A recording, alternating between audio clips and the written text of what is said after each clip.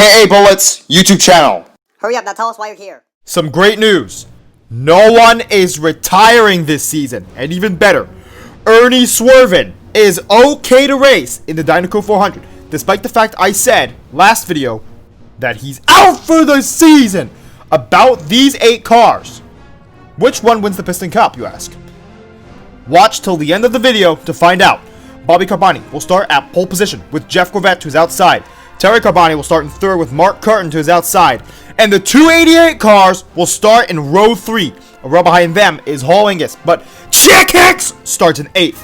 The King starts in 9th with Larry Smith to his outside. James Clean Air somehow qualifies 11th with Bill Racelot to his outside. Murray Klotchburn will start in row 7 with Billy Oilchanger, who starts in 14th. Ernie Gearson and Eugene Karbareski are in row 8, with Dale Earnhardt somehow being in row 9 with Rowley Boltstrike.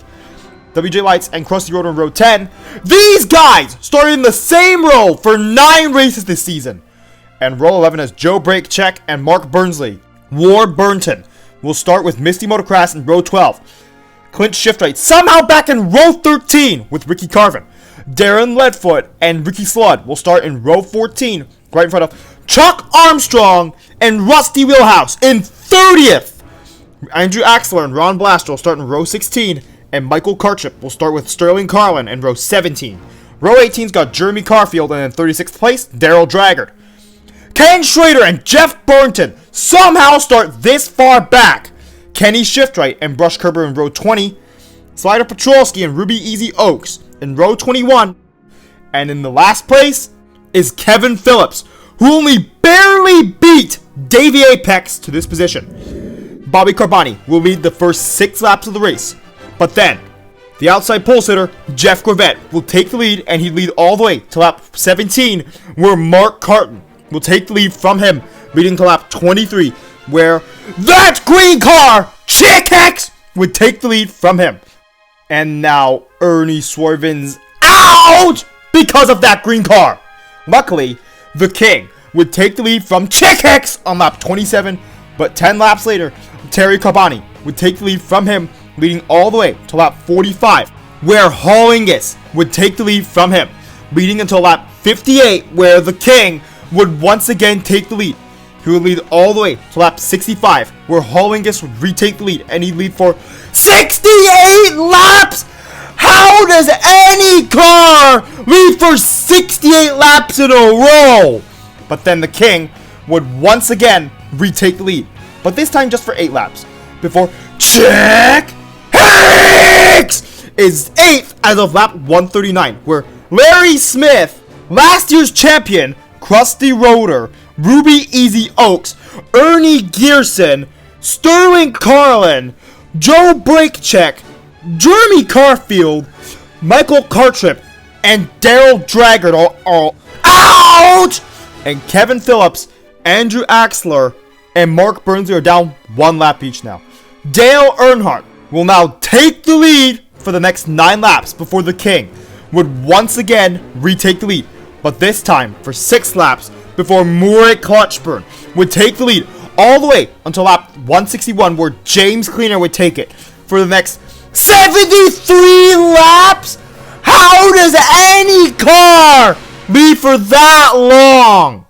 Meanwhile, Kevin Phillips is back on lead lap, and the King would take the lead yet again. But 9 laps later, Hall Angus retakes it until lap 261, where the King would once again take back the lead, but for 7 laps this time, because Jeff Gorvette would take the lead, and he'd lead to lap 271. But Rusty Wheelhouse and Rowley Boltstrike wreck each other out. The King would once again take the lead, but for 7 laps before WJ Lights would end up taking the lead until lap 290, where Clint Shiftright would take the lead from him, leading for a total of 16 laps before the King yet again takes the lead to lap 317, where Clint Shiftright again takes the lead, but on lap 323, the King again takes the lead for 3 laps before Bill Racelot would take the lead from him, leading all the way to lap 341, where now he's out because of Chick Hicks, who leads 2 more laps. But luckily, the King, yet again, takes the lead on lap 343. Unluckily for everyone, except for that green car, Murray Clutchburn is out!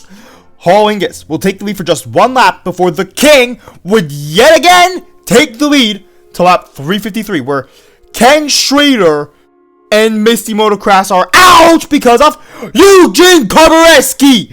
Why? Since Misty Motocross is out, Claude Scruggs had something to say.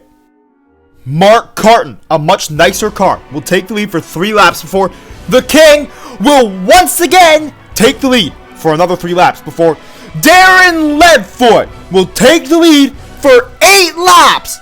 But then the King, yet again, takes the lead, leading to lap 373, where Terry Cabani would take the lead from him. He only leads just under 2 laps before the King, once again, takes the lead for 2 laps before Terry Cabani would once again take the lead on lap 377. On lap 380, the King's back in the lead, and he leads for a whole 8 laps before Jeff Gorvette will take the lead from him, leading to lap 392, where the King is back in the lead yet again.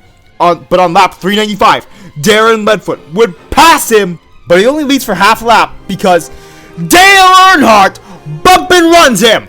Dale Earnhardt will remain in the lead for 5 turns before the King would once again take the lead.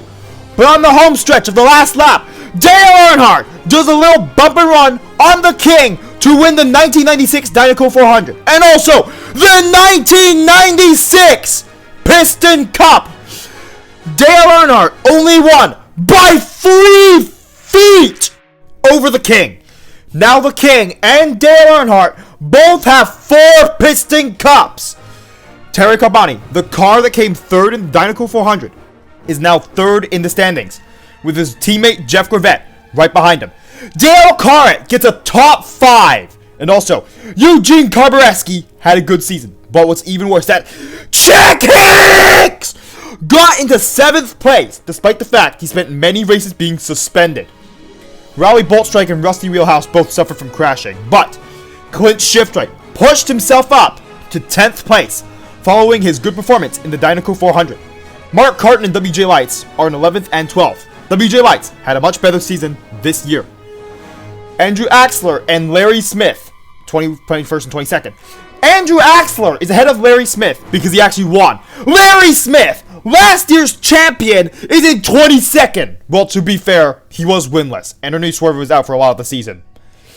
Also, in 13th is Bobby Carboni. 14th, Hall Ingus. And Bill Racelaw in 16th because he had some poor performances. But Murray Clutchburn somehow in 17th.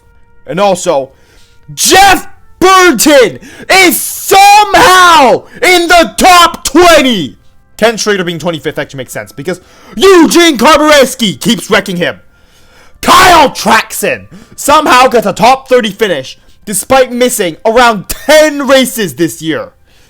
Misty Motocross in 30th, and also James Clean Air with 2 second place finishes in the later part of the season, placing him in 32nd position, a few points ahead of Ward Burnton.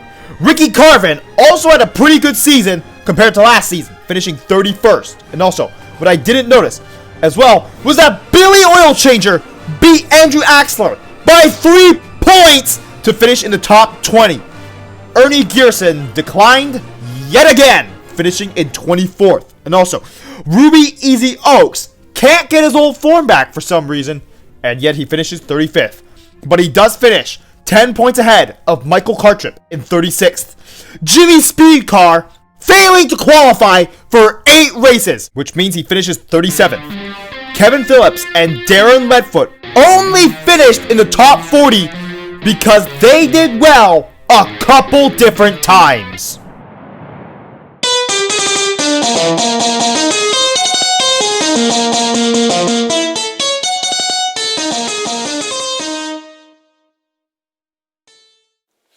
Remember to press the notifications button, which goes ring, ring, ring after you press it. And lightning strikes back, and that's as if you subscribed, of course. And thank you for watching this entire video. Sorry if my audio sounded a bit odd in a few different places. Well, that's because I recorded those parts at different times. Well, anyways, the 1997 Florida 500 should be out soon enough.